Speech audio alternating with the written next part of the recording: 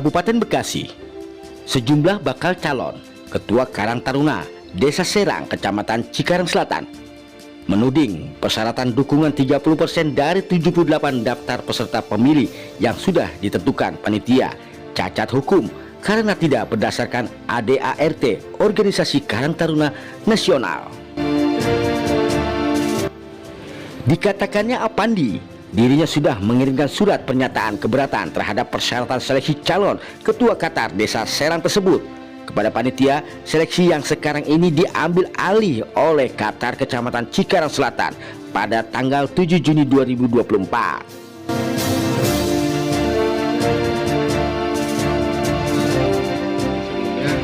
Ini kita lagi bahas untuk Karang Taruna Desa Serang ya gitu. Sebenarnya saya sih sebagai calon gitu ya, sangat antusias sekali gitu ya. Karang Taruna Desa Serang ini pemilihan pertama kali gitu kan ya, di Desa Serang khususnya di Kecamatan Cikarang Selatan gitu kan ya. Dan di desa mana-mana pun untuk Cikarang Selatan sendiri belum pernah ada. Di Desa Serang ini baru pertama kali. Awal pembukaan itu kita di Desa Serang, maka saya antusias sekali itu di Desa Serang itu langsung daftar gitu kan ya. Entah bagaimana mekanismenya, dinamikanya gitu kan ya. Karena saya antusiasnya bagus nih gitu kan ya. Baru pertama kali tidak ada embel-embel yang namanya itu langsung diutus gitu kan ya oleh kepala desa gitu kan ya. Untuk lebih bagusnya lagi kan, jadi Karang Taruna itu kan wibawanya itu lebih bagus gitu kan, citranya itu lebih bagus juga gitu kan ya. Dan berapa di tanggal gitu, di tanggal berapa? 3 Mei ya. Buka pendaftaran di desa Serang gitu kan ya. Saya sudah mendaftar gitu kan ya. Bahwa dasarnya kita sudah mendaftar gitu kan ya. Emang secara sistem emang ya gitu ya. Di Karang Taruna itu emang harus di tingkat desa yang panitianya, di pengurusnya gitu ya. Karang Taruna. Makalah itu seharusnya tidak jadi tuh di kantor di desa tuh, akhirnya diambil kecamatan. Nah, diambil kecamatan itu kita nggak tahu tuh statementnya gimana dia gitu kan. Dan pas ngambil berkas itu kapan dia? Lupa dari tanggal berapa ya. Akhirnya diambil berkas, pas itu lagi rapat minggon, akhirnya udah diambil berkas, rapat minggon, akhirnya dia tiba-tiba membuat rapat pleno.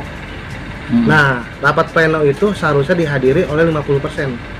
Kalau misalkan oleh Karang Taruna gitu ya, Kecamatan Cikarang Selatan harusnya 5%. 50% lah ibaratkan lah.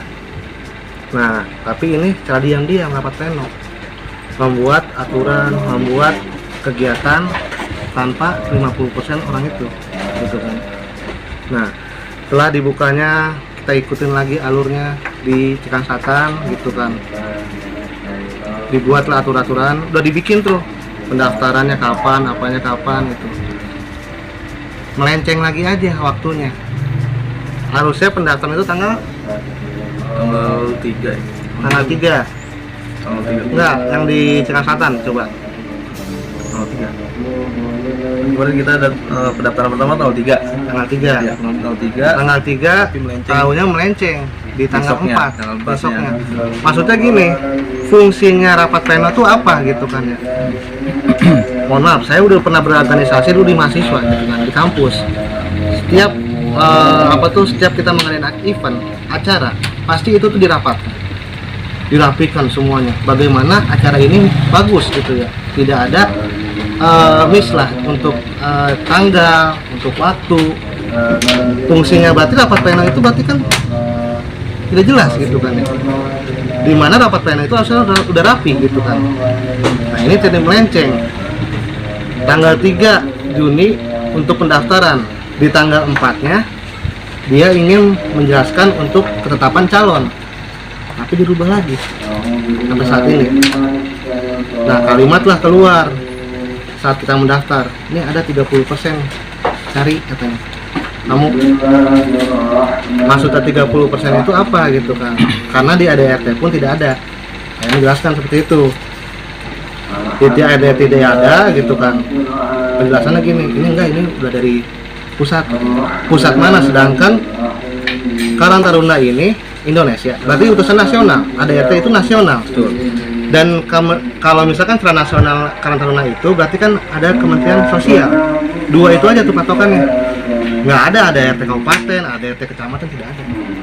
Karena organisasi Karang Taruna ini tingkatnya nasional, udah berdiri, udah lama, seharusnya ditegakkan secara hukum, udah dijelaskan secara hukum dari RT. Kalau melenceng, bagaimana Karang Taruna ini marwahnya? Harus jelas gitu kan. Nah, ditentukannya 30% dan saya lihat gitu kan ya. Ini saya misalkan saya baca gitu kan ya. Saya lihat-lihat, saya nggak tahu. Intinya saya kan dari sini saya nggak tahu gitu kan ya. Apakah boleh gitu kan seorang anak RT, anak RW atau enggak anak kadus didaftarkan? Emang tidak ada tokoh lain pemuda gitu kan? Mungkin ada pemuda, oke, kita tokoh pemuda guru ataukah pemuda usaha. Pemuda, masa anak RT didaftarin gitu kan? Aparatur. Nah, gitu kan. Aparatur negara didaftarkan. Ini saat sudah melenceng gitu kan. Dan kita pun dijelaskan kondisi seperti ini udah tidak kondusif seperti ini tuh. Dan bagaimanapun itu kita harus luruskan kembali lagi kepada marwah Karang Taruna seperti apa. Jadi setelah pertemuan pada tanggal 6 Juni kemarin, bahwasanya kan setiap bakal calon itu harus memiliki 30% surat dukungan dari daftar pemilih yang sudah ditemukan oleh panitia kan. Jadi saya keberatan itu peraturan itu, persyaratan itu tidak berdasarkan ADART Karang Taruna tingkat nasional kita patokannya kan. Jadi di mana di situ mengurangi demokrasi dan keterbukaan. Tujuan pemilihan terbuka adalah untuk memberikan kesempatan kepada semua pemilih yang menentukan pilihan mereka pada saat musyawarah warga Karang Taruna atau MWKT. Dengan adanya persyaratan dukungan ini, proses demokrasi terbuka terkesan tercederai karena pemilih sudah harus terang-terangan memberikan dukungan sebelum pemilihan sebenarnya. Jadi selanjutnya ada potensi diskriminasi dan ketidakadilan. Persyaratan ini dapat menghalangi calon yang potensial tetapi belum dikenal luas untuk maju.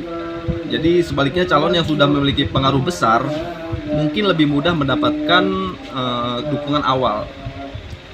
Jadi yang tidak mencerminkan aspirasi seluruh anggota pemilih secara adil dan merata.